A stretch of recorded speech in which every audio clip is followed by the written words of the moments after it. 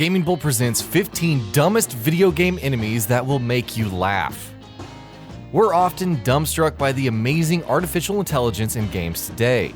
Enemies and allies think, react, and respond more efficiently than our real-life cohorts in most situations. However, for every smart enemy design choice, there's an equal and opposite enemy that's dumb as bricks while being laughably incompetent. Let's take a look at the dumb video game enemies that will make you laugh as you casually murder them. Goomba, Mario. Goombas originated at a time when video games didn't possess the most advanced AI systems. Its design has persisted over the ages, mostly due to its iconic nature as an enemy that boosts you higher upon places when bopping its head. Other than that, it's a wonder that Goombas still continue to be employed by King Koopa with how worthless they ultimately are. Broom Hatter, Kirby. You have to feel a bit of sympathy for Broom Hatter. Here he is, minding his own business, just sweeping things up, and Kirby just comes along and eats him. Then again, what is Broom Hatter's purpose? Why is he even an enemy? Is he simply a social construct for Kirby to feel guilt when devouring evil? Either way, Broom Hatter swept his way into the wrong neighborhood. Negative Man, Earthbound. Have you ever fought a monster with an existential crisis? Negative Man in Mother 3, the sequel to Earthbound, is one such creature. Despite a huge health pool, Negative Man is fairly weak, dealing 1 damage with each hit. In fact, he doesn't do much else besides mope around, saying things like, "Life is but a moment, a meaningless grain of sand." This would be true if he died faster, but alas. Minions, MOBAs. League of Legends, Dota 2, Paragon, any and all MOBAs have minions, and simply put, they're pretty trash. Which is their function essentially. They're meant to draw tower fire, distract enemies, and serve as fodder for leveling up. All minions must die regardless because they're just going to keep marching forward into perpetuity otherwise. Monstar, Braid. Imagine a Goomba fused with a hedgehog and you've got the Monstar. They don't attack Tim but can still deal damage upon touching him. Additionally, they can be used to reach higher places. And that's pretty much it for usefulness. Otherwise, they might as well muck back and forth forever, trapped in the recesses of time, which wouldn't make them much better than Tim, to be honest. Shanks, Destiny. Remember those little Geth turrets in Mass Effect 2 and 3? Take those, make them weaker and more mobile, and you've got the Shanks of Destiny. They're essentially little mechanized drones, and while they can be a threat when arc burn is active, the base Shanks are utterly pathetic. The only real threats, not including the Saber 2 boss from the Taken King, are the Shanks modified to have Gatling guns or wire rifles. However, even then they could be disposed of very easily.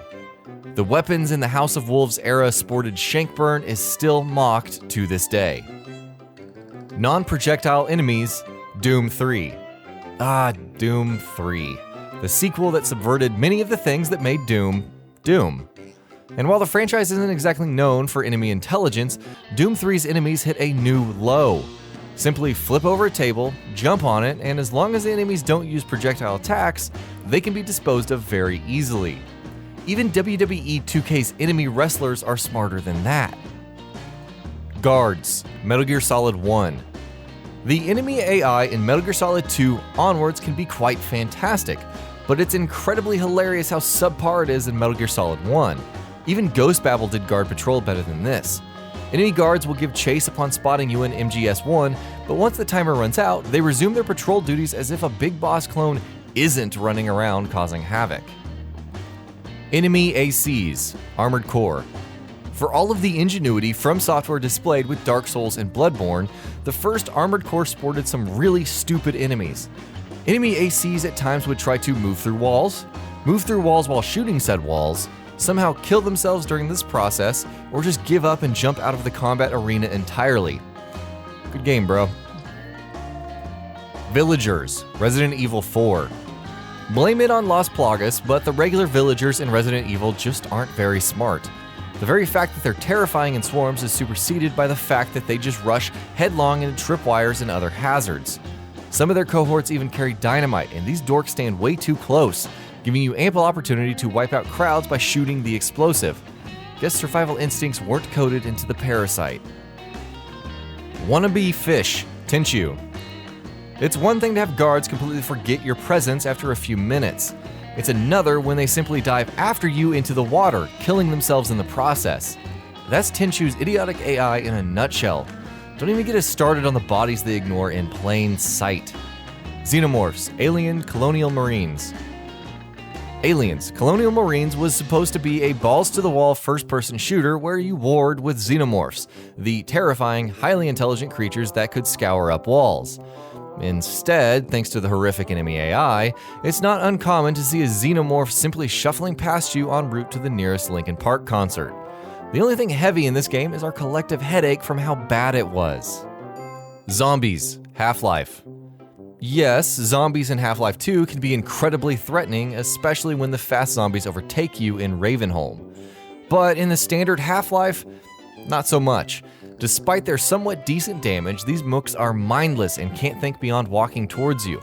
Even if the headcrab does terrifying things to its victims, you know these zombies are lame when the headcrabs alone pose more of a threat.